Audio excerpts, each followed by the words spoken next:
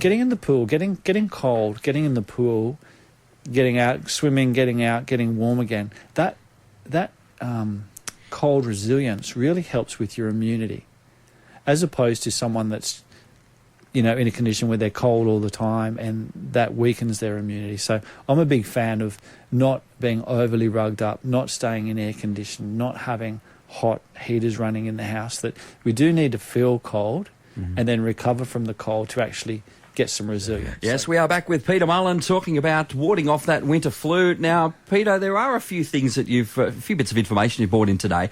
Number one is something that I just don't seem to get enough of from time to time, and that is sleep. Why is sleep such a huge factor when it comes to keeping the flu at bay? Well, look, it's one of those things. These viruses are around all year. Cold viruses and flu viruses don't just... Well, actually, they do, fly in and fly out, but there's these viruses around all the time. Come the change of season, our body's at a lower resistance. There's all sorts of reasons as to why, our immune system's going to be more prone towards getting a cold or flu. So with, say, sleep, for instance, like sleep's important for your adrenal recovery, for stress coping. It's good for your gut bugs.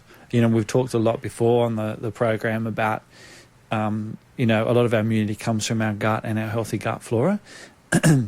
So good quality sleep really helps our good gut bugs, but it helps our resilience and our ability to cope with stress. Interestingly enough, the adrenal glands, they actually recover overnight, don't they? Yeah, our adrenals recover between, like ideally we need to be in bed. The old saying is it's the hours before midnight that count. Sure. So getting to bed early through winter is one way of really trying to help your adrenals recover daily, but also to help with your cold and flu resistance. Which kind of goes hand in glove, because in the winter time with less daylight, so generally speaking, we should be able to get to bed nice and early. Well, the interesting thing, one of the theories has been put forward of why we're more prone towards colds and flu in winter. I think, temperature change is a stress, the daylight hours changing is a stress on the body, but it's less vitamin D. Now, vitamin D has been shown to be actually a really good, it's really good vitamin D levels is really important for a healthy, balanced immune system. So in winter we get less vitamin D. So coming into winter, next time you have your blood test done, for any of the listeners out there, always ask your GP to include a test for vitamin D, because if your vitamin D is low and you're going into winter, you've got a greater risk of picking up the cold and flu. You're kind of behind the 8 ball before we even get there, aren't you? Absolutely, yeah. Absolutely. And this old chestnut, eating is such an important part of, keeping all the nasties at bay. What should we be looking for in our diet, Peter, when it comes to keeping the cold and flu away? Well, look, there's so many things around food, and food is our medicine. The major potential health benefit or potential toxin or poison we come into contact with on a daily basis is the 35 tonne of food that we shovel in over our lifetime. Have you been to my place, Peter? 35 tonne of food and 25 tonne of poo. Oh, okay. That's a lot, isn't it? You've definitely been to my place then. So what are some of the things we should be putting into our diet in relation to that? Well, obviously, food as fresh and as whole as possible. I'm a big fan of soups and stews and slow-cooked stuff over the winter months. Traditionally, known as chicken soup. Now, when you make chicken soup and you use good chicken broth, you've cooked it for a long period of time, there's actually immune compounds come out from the chicken, collagen-based, that actually help to boost your immune system. So it's not a myth that if you've got a cold or flu or you want to prevent cold and flu, eating good quality chicken broth or chicken soup actually helps to boost your immune system. I've learned something. If I take nothing away from this afternoon, I'm taking that home with me.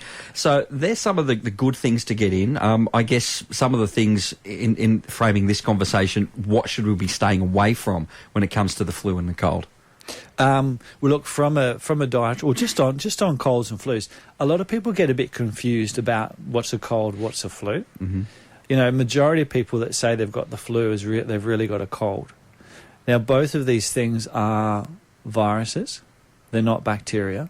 And this is one of the reasons why if you go to the doctor with a cold or the flu and the doctor gives you an antibiotic, he's really doing the wrong thing by you, because the antibiotic actually will have no impact upon the cold or flu. Okay. if someone's got a secondary bacterial infection, say a sinus infection or bordering on pneumonia, bacterial, then yes, antibiotics may be necessary if they don't have access to some of the awesome natural therapies out there. So just from that point, so cold and flu, they're viruses, antibiotics have absolutely zero effect on improving your recovery.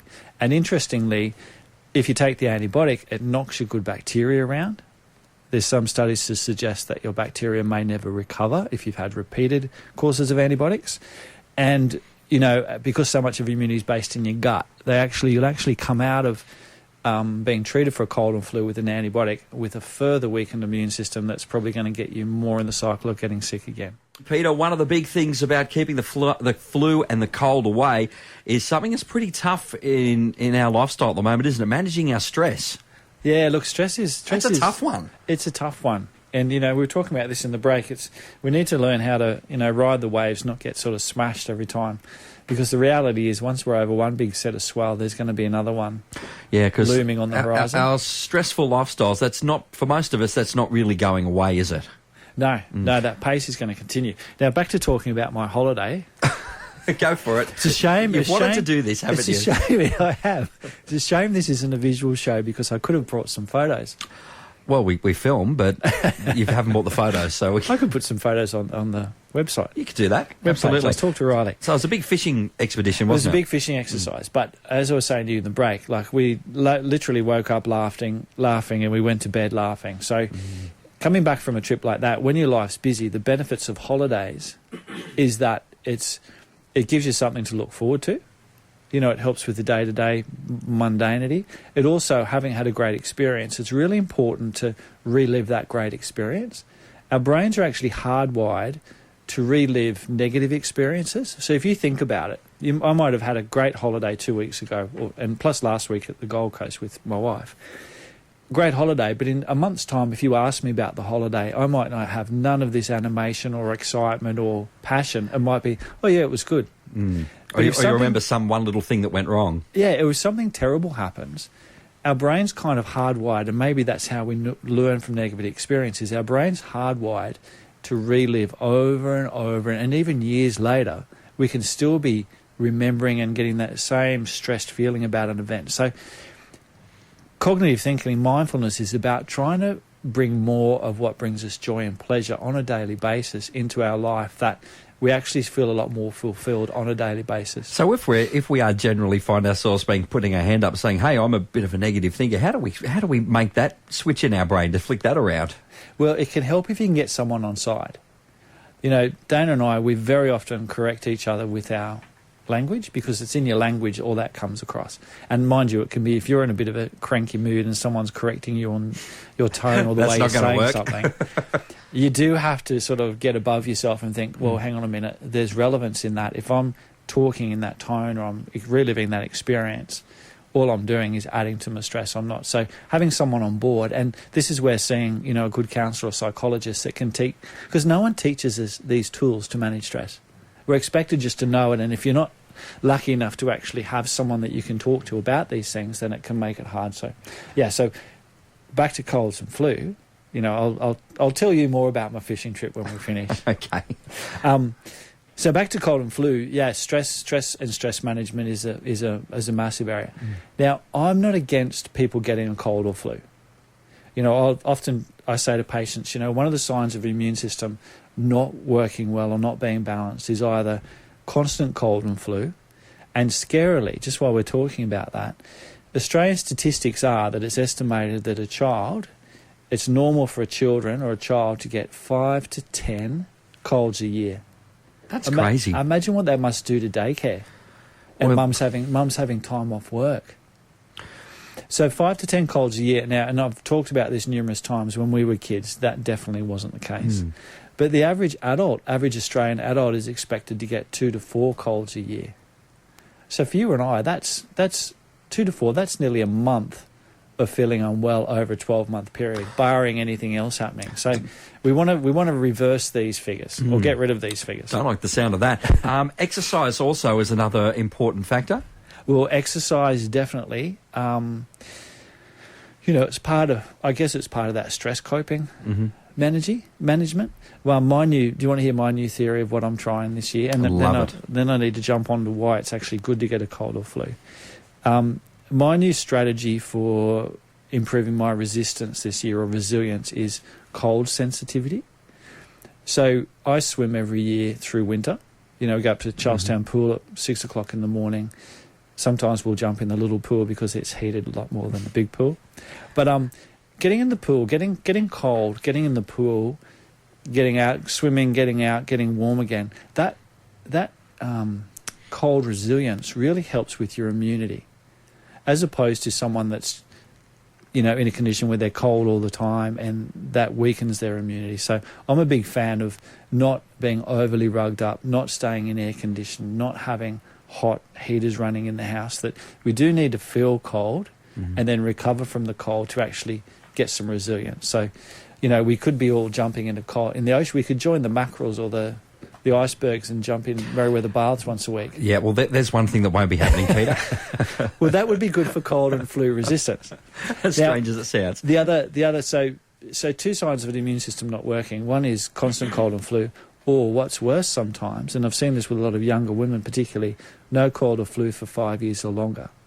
So sometimes I think a cold or flu is beneficial because it does pull the rug out from under our feet, makes us stop and go to bed for a few days, realise the world can get on just fine without us, and then get back on track after that. So I'm not against cold and flu, but it's having a healthy cold and flu occasionally, every couple of years, I think can actually be beneficial. As we continue talking for just a few moments longer with Peter Mullen, there are some ways we can, also beef up our immunity, isn't it, with the right kind of natural supplements? Yeah, look, I'm a big fan of supplements. I think it's hard to get everything we need from our diet all the time. So I sort of, talk about what I call foundation nutrition. So I'm a big fan of good quality multivitamin, good quality fish oil, and taking a probiotic on a daily basis. And to my mind, you've covered inflammation, you've covered gut health, and you've supplied all the nutrients you need for a healthy functioning nervous system and blood sugar regulation, etc. And naturally do all of those other things that we've been talking about throughout the program as well. Yeah, well, the diet and lifestyle is powerful medicine. We just need to be practicing, more of that. So one of the other things that I'm really, really, probably one of my favourite herbs is a herb called echinacea. Have you heard of echinacea before? I have, yep. Yeah, so with echinacea, and one of the challenges with health food store products and natural medicines is with the TGA, like you can't make claims about a product unless it's scientifically validated, which is, I'm totally on board with that. One of the challenges with different types of products, though, is that a study can be done about echinacea, and there's some great Australian studies about, reducing the risk of cold and flu when you're flying, stuff like that. But because of these studies, anyone using any type of echinacea and any amount of echinacea can put echinacea in their supplement and make that same claim. But it's not the therapeutic type of the plant, it's not the therapeutic amount. So really what you're getting is a false claim based on a study that was done using totally different ranges. That makes it tricky to get the right information if you're sourcing it. Try to source it, doesn't it? Look, absolutely. There's a few really good products available in Australia, like that I believe, natural therapy products. And the company we get our echinacea from, I believe, is the best herbal company in Australia, if not the world. So they're awesome. In that, what they put in the product, they test and test and test, etc. Anyway, echinacea, so it's one of the most widely used herbal medicines in the English speaking world. And if you're taking an echinacea, how you know that it's a good echinacea or going to work for you is when you take echinacea, you should get a tingle or a bit of a catch at the back of the throat when you take it. That's how you know it contains the active alkylamides that are actually going to give you that immune boosting effect. If you have echinacea and it tastes lovely, throw it out because you're wasting your money.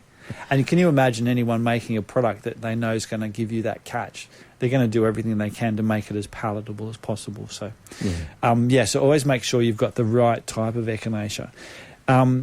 There's been a lot of info or stuff around with echinacea that should only be used for a short period of time. Traditionally, it was used as a long-term alterative herb, so it's safe to take for long periods of time. And I take echinacea all the time. I love it. I think just from a preventative point of view, I think it's really beneficial. I would imagine by the sound of that, Peter, you are so on board with echinacea. So the big tips for us today, make sure you get enough sleep, manage those stress levels, get a bit of exercise and eat the right kinds of stuff. And check your vitamin D. Make definitely. sure you're correcting that, getting some fresh air and sunshine through winter. And also, make sure that you are correcting any deficiencies and onto some of those foundation nutritional. Sounds pretty good, Peter. We're going to wrap up with some of the next talks that you've got happening. The 4th of May, Secret Mother's Business. Carly's going to be looking after this one. Yeah, Carly's doing a free talk for anyone with kids. This is a really popular talk because the question all parents ask is, what do I feed fussy eaters, or what do I feed my kids? So this is a free talk where Carly goes over exactly what she does with her girls. That's the 4th of May. 9th of May, we've got a free talk on natural remedies and immunity. And it's based around cold and flu, but it covers so much more. It covers how to have a healthy, balanced immunity. So we'll touch on autoimmune conditions as well as cold and flu, as well as allergies, whole range of immune-related stuff. And David, one of our pracs, is doing a fantastic talk on the 23rd of May, a free talk again, for anyone interested in natural remedies, particularly when it comes to breast cancer. And this is help people can have pre-treatment, during treatment and after treatment, and it all fits in well or safely with oncology, etc. Some great information there, Peter, and if we'd like to book for those, it's simply mullenhealth.com.au, or we can give you guys a call. Yeah, absolutely, and we've got some great blogs on all of these topics on our website as well, so people are more than happy to go along and have a look. If you'd like some more information, Peter's number is 49614075. We've done it, Peter. We've survived. We haven't, and I've only talked about my fishing trip. I think this is the 3rd time. Okay, I'm not getting out of here this afternoon without hearing about the one that got away. Peter, thank you so much. And on the 9th of May, you'll be back talking about curing the sniffles with some simple tips as well. A bit more about actually how to, if you do end up with a cold or flu, some awesome things you can do to help yourself. And you'll be at Singleton at the farmers markets on the weekend, so you're a very, very busy boy. Busy boy after holidays. Sounds good. That's Peter Mullen for another week. He'll be back, and give him a call at the office and ask him about that fishing trip, eh? Maybe or maybe not. Bit of dancing for you, Peter, to finish. Get up, do some dancing. That'll get the cold and flu away.